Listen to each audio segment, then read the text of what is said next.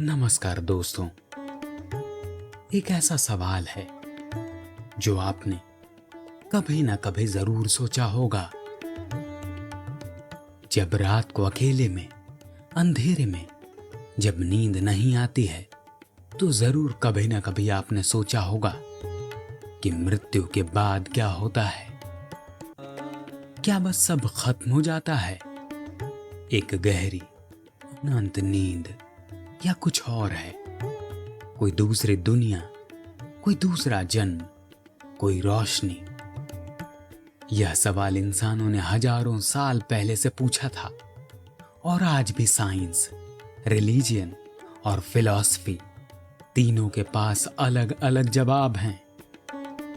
आज हम उन सभी जवाबों को तलाशेंगे, और शायद इस वीडियो के अंत तक आपकी मृत्यु के बारे में सोच बदल जाएगी। आइए बात करते हैं विज्ञान क्या कहता है। पहले बात करते हैं साइंस की, क्योंकि साइंस वो है जो हम देख सकते हैं, माप सकते हैं। जब कोई मरता है, दिल रुकता है, दिमाग में ऑक्सीजन जाना बंद होता है, न्यूरॉन्स काम करना बंद कर देते हैं, और धीरे धीरे आप जो सोचते थे, महसूस करते थे, सब कुछ खत्म हो जाता है, सब कुछ बुझ जाता है। लेकिन रुकिए, डॉक्टर सैम पेरिना, एक कार्डियक सर्जन जिसने हजारों मरीजों पर अध्ययन किया जो क्लिनिकली डेड हो गए थे और फिर वापस आ गए, इसे कहते हैं NDE, नियर डेथ एक्सपीरियंस। इन लोगों ने बताया कि उन्होंने देखा एक तेज रोशनी, अपने शरीर को ऊपर से देखा, एक शांति का एहसास हुआ जिसे उन लोगों ने इस दुनिया में कभी महसूस नहीं किया था।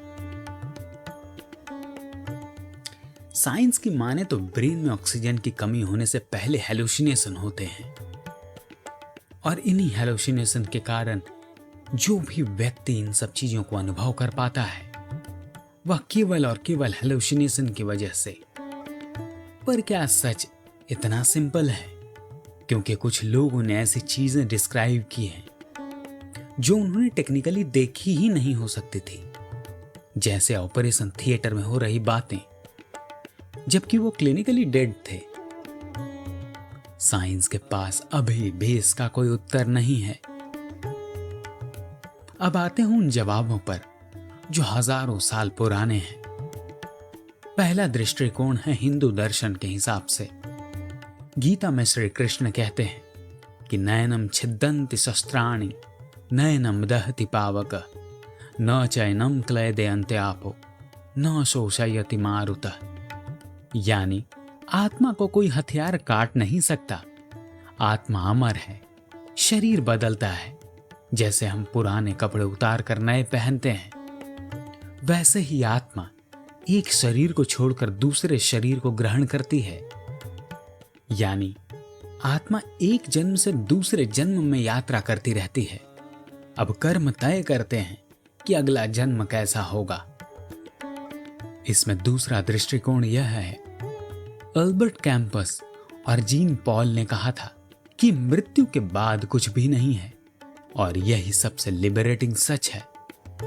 क्योंकि अगर मृत्यु के बाद कुछ नहीं, तो इस जीवन का हर पल अनमोल हो जाता है। आप खुद अपने जीवन को मीनिंग देते हैं।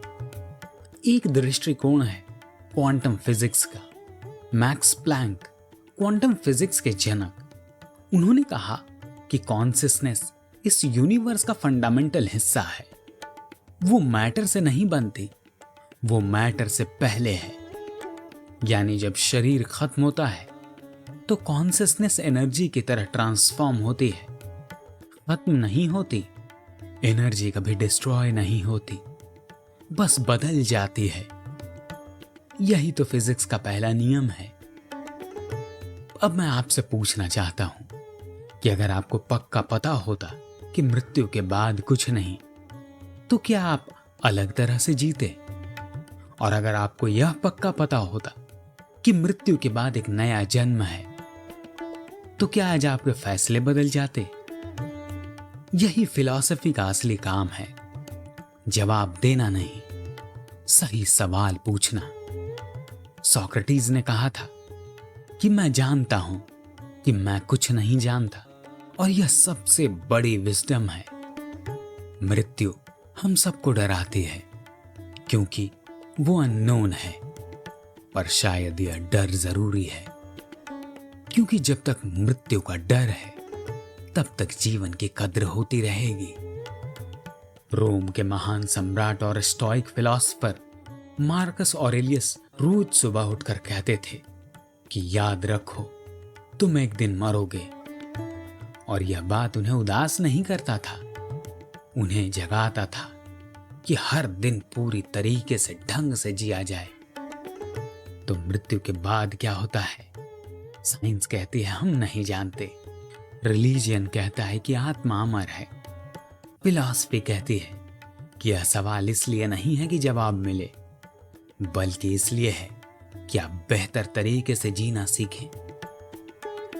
आज रात जब आप सोने जाएं, तो एक बार जरूर सोचिए कि अगर यही आखिरी दिन होता तो क्या आज आपने जो किया वो आप करना चाहते थे? अगर नहीं तो कल से शुरू कीजिए, क्योंकि मृत्यु एकमात्र जवाब है, एक भरपूर सच्चा जीवन। आशा करता हूं कि विचार आपको पसंद आया होगा। अगर विचार पसंद आया हो तो चैनल को सब्सक्राइब करना ना भूलें। धन्यवाद।